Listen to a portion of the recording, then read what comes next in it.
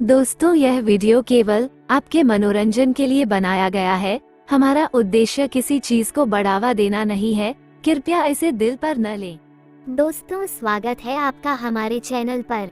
आज की कहानी पारिवारिक कहानी है। ये सुनकर आपको बहुत मजा आएगा। वीडियो को पूरा देखें, साथ ही साथ चैनल को सब्सक्राइब कर ले, क्योंकि ऐसी ही देसी, पारिवारिक की, लव स्टोरी की इत्यादि कहानियाँ लाता रहता हूँ। तो चलिए कहानी की ओर चलें। जब बड़ी बेटी मधु की शादी में विद्यासागर के घर शहनाई बज रही थी, तो खुशी से उनकी आंखें भर आईं। उधर बारातियों के बीच बैठे राजेश के पिता की भी खुशी का कोई ठिकाना नहीं था, क्योंकि उनके एकलौते बेटे की शादी मधु जैसी सुंदर व सुशील लड़की से हो रही थी। लेकिन उन्हें क्या पता था कि यह शादी उनके लिए सिरदर्द बनने वाली है। शादी को अभी 2 दिन भी नहीं हुए थे कि मधु राजेश को नामर्द बताकर मायके आ गई। ये बात दोनों परिवारों के गांवों में जंगल में लगी आग की तरह फैल गई। सब अपनी अपनी कहानियां बनाने लगे। कोई कहता कि राजेश ज्यादा शराब पीकर नामर्द बन गया है, तो कोई कहता कि वह पैदाइशी नामर्द था। इससे दोनों परिवारों की इज्जत धूल में मिल गई। राजेश जहां भी जाता, गांव वालों से यही सुनने को मिलता कि उन्हें तो पहले से ही मालूम था कि आजकल की लड़की उस जैसे गंवार के साथ नहीं रह सकती। विद्यासागर के दुखों का तो कोई अंत ही नहीं था। वे बस एक ही बात कहते, मैं अपनी बेटी को कैसी खाई में धकेल रहा था। मधु के घर में मातम पसरा हुआ था, पर जैसे उसके मन में कुछ और ही चल रहा था। मधु की ससुराल वाले बस यही चाहते थे कि वे किसी तरह से मधु को अपने यहाँ ले आएं, क्योंकि गांव वाले उनको इतने ताने मार रहे थे कि उनका घर से निकलना मुश्किल हो गया था। राजेश के पिता विद्यासागर से बात करना चाहते थे, पर उन्होंने साफ इनकार कर दिया था। आप ये कहानी ज्ञानधारा यूट्यूब चैनल पर सुन रहे हैं। कुछ दिनों बाद मधु की ससुराल वाले कुछ गांव वालों के साथ मधु को लेने आए, तो मधु ने जाने से साफ इनकार कर दिया। विद्यासागर ने भी मधु की ससुराल वालों की उनके गांव वालों के सामने जमकर बेइज्जती कर दी और धमकाते हुए कहा, आज के बाद यहाँ आया तो तेरी टांगे तोड़ दूंगा। ये सुनकर राजेश के पिता भी उन्हें धमकाने लगे, अगर तुम अपनी बेटी को मेरे साथ नहीं भेजोगे तो मैं तुम पर केस कर दूंगा। विद्यासागर ने कहा, जो करना है कर ले, पर मैं अपनी बेटी को तेरे घर कभी नहीं भेजूंगा। मामला कोर्ट में पहुंच गया। मधु तलाक चाहती थी, पर राजेश उसे रखना चाहता था। कुछ दिनों तक केस चला, लेकिन दोनों परिवारों की माली हालत कमजोर होने की वजह से उन्होंने आपस में समझौता कर लिया व तलाक हो गया। मधु बहुत खुश थी, क्योंकि वह तो यही चाहती थी। एक दिन जब मधु सुबह सवेरे दुकान पर जा रही थी, तो वहाँ उसे दीपक दिखाई दिया, जो उसके साथ पढ़ता था। मधु ने दीपक को धीरे से कहा, आज शाम को मैं तेरा इंतजार मंदिर में करूंगी, वहाँ आ जाना। दीपक ने कुछ जवाब नहीं दिया। मधु मुस्कुराकर चली गई। जब शाम को वे दोनों मंदिर में मिले, तो मधु ने खुशी से कहा, देख दीपक, मैं तेरे लिए सब छोड़ आई हूँ। वह रिश्ता, वह नाता, सब कुछ मेरे लिए। तुम कहना क्या चाहती हो मधु? दीपक ने थोड़ा चौंक कर उससे पूछा। दीपक, मैं सिर्फ तुमसे प्यार करती हूँ और तुमसे ही शादी करना चाहती हूँ, मधु ने थोड़ा बेचैन अंदाज में कहा। ये तुम क्या कह रही हो मधु? दीपक ने फिर पूछा। मधु ने कहा, मैं सच कह रही हूँ दीपक, मैं तुमसे प्यार करती हूँ। कल ये समाज मेरे फैसले का विरोध करे, इससे पहले हम शादी कर लेते हैं। मधु, तुम पागल तो नहीं हो गई हो? जब गांव वाले सुनेंगे तो मुझे जान से मार देंगे और पता नहीं मेरी माँ मेरा क्या हाल करेगी। दीपक ने थोड़ा घबरा कर कहा, क्या तुम गांव वालों और अपनी माँ से डरते हो? क्या तुमने मुझसे प्यार नहीं किया? हाँ मधु, मैंने तुमसे ही प्यार किया है, पर तुमसे शादी करूँगा ऐसा कभी नहीं सोचा। मधु ने गुस्से में कहा, धोखेबाज, तूने शादी के बारे में कभी नहीं सोचा, पर मैं सिर्फ तेरे बारे में ही सोचती रही। ऐसा ना हो कि मैं कल किसी और की हो जाऊं। चल शादी कर लेते हैं, मधु ने दीपक का हाथ पकड़कर कहा। नहीं मधु, मुझे अपनी माँ से बहुत डर लगता है। अगर हम दोनों ने ऐसा किया तो गांव में हम दोनों की बदनामी होगी, दीपक ने समझाते हुए कहा। मधु ने बोल्ड अंदाज में कहा, तुम अपनी माँ और गांव वालों से डरते होगे, पर मैं किसी से नहीं डरती। मैं करूँगी तुम्हारी माँ से बात।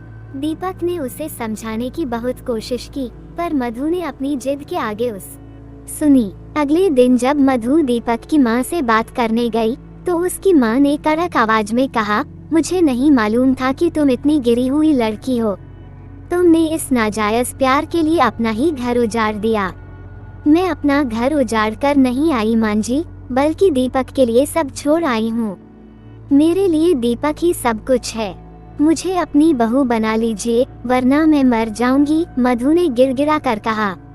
तो मर जा, लेकिन मुझे सेकंड हैंड बहू नहीं चाहिए, दीपक की माँ ने दो टूक शब्दों में कहा। मैं सेकंड हैंड नहीं हूँ माँ जी, मैं वैसी ही हूँ जैसी गई थी, मधु ने कहा। लगता है कि शादी के बाद तुझ में कोई शर्मलाज नहीं रही है। अंधे प्यार ने तुझे पागल बना दिया है। दीपक तेरे गांव का है, तेरा भाई लगेगा। मैं तेरे पापा को सब बताऊंगी, दीपक की माँ ने मधु को धमकाते हुए कहा। इसके आगे मधु ने कुछ नहीं कहा, वह चुपचाप वहाँ से चली गई। दीपक की माँ ने विद्यासागर से कहा, तुम्हारी बेटी दीपक के प्यार के चलते ही अपनी ससुराल में न बस सकी। अपनी बेटी को बस में रखो, वरना एक दिन वो तुम्हारी नाक कटा देगी। ये सुनते ही विद्यासागर का गुस्सा सातवें आसमान पर चढ़ गया। विद्यासागर ने घर जाते ही मधु से गुस्से में पूछा, मधु, वो लड़का सच में नामर्द था या फिर तुमने उसे नामर्द बना दिया? वो मुझे पसंद नहीं था, मधु ने बेखौफ होकर कहा।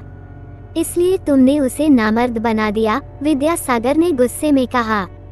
हाँ, मधु बोली, मतलब तुमने पहले ही सोच लिया था कि यह रिश्ता तोड़ना है? हाँ। फिर विद्यासागर उसे बहुत कुछ सुनाने लगे। जब तुम्हें रिश्ता तोड़ना ही था, तो ये रिश्ता जोड़ा ही क्यों? जब रिश्ते की बात हो रही थी, तो मैंने बार बार पूछा था कि यह रिश्ता पसंद है ना? हर बार तूने हाँ कहा था। क्यों? तेरी ससुराल वाले मुझसे बार बार एक ही बात कह रहे थे कि राजेश नामर्द नहीं है, पर मैंने तुझ पर भरोसा करके उनकी एक न सुनी। वो मेरी मजबूरी थी, क्योंकि आपसे कहीं रिश्ता हो ही नहीं रहा था। बड़ी मुश्किल से आपने मेरे लिए एक रिश्ता तय किया, तो मैं उसे कैसे नकार देती? मधु ने शांत लहजे में कहा। जानती हो कि तुम्हारे चलते मैं आज कितनी बड़ी मुसीबत में फंस गया हूँ। तेरी शादी का कर्ज अभी तक मेरे सिर पर है। सोचा था कि इस साल तेरी छोटी बहन की शादी कर देंगे, पर तुझसे छुटकारा मिले तब न। मधु पिता की बात ऐसे सुन रही थी जैसे उसने कुछ गुनाह ही न किया हो। जेब में एक पैसा नहीं है। तेरा छोटा भाई अभी 10 साल का है, उससे अभी क्या उम्मीद करूं? आसपास के लोग तो बस हम पर हंसते हैं। पता नहीं आजकल के बच्चों को हो क्या गया है, वे रिश्तों की अहमियत क्यों नहीं समझते हैं। रिश्ता तोड़ना तो आजकल एक खेल सा बन गया है। इससे माँ बाप की कितनी परेशानी बढ़ती है, यह आजकल के बच्चे समझे तब न। दीपक भी अपनी माँ के कहने पर नौकरी के लिए शहर चला गया।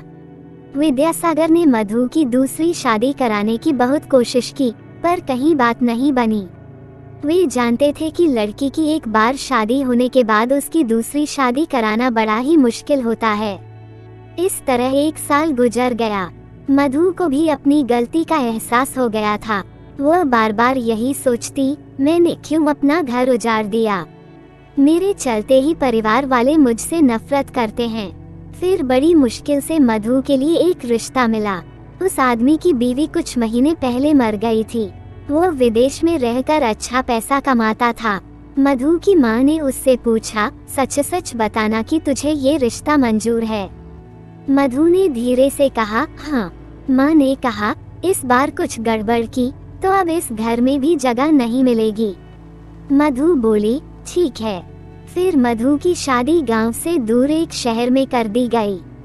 वह आदमी भी मधु को देखकर बहुत खुश था। जब मधु एयरपोर्ट पर अपने पति के साथ विदेश जाने लगी, तो उसके परिवार वालों ने सब कुछ भुलाकर उसे विदा किया।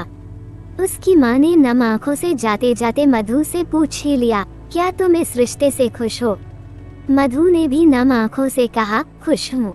एक गलती करके पछता रही हूँ, अब मैं भूल से भी ऐसी गलती दोबारा नहीं करूँगी। विद्यासागर ने मधु से भर्राई आवाज में कहा, मधु, मैंने गुस्से में तुमसे जो कुछ भी कहा उसे भूल जाना। कुछ देर बाद पूरे परिवार ने नम आंखों से मधु को विदा कर दिया। दोस्तों, ये कहानी कैसी लगी कमेंट में जरूर बताएं और चैनल को सब्सक्राइब, लाइक, शेयर जरूर करें, जिससे ऐसे ही रसभरी कहानियाँ आपको सुनने को मिले। आपका अपना यूट्यूब चैनल ज्ञानधारा। नमस्कार।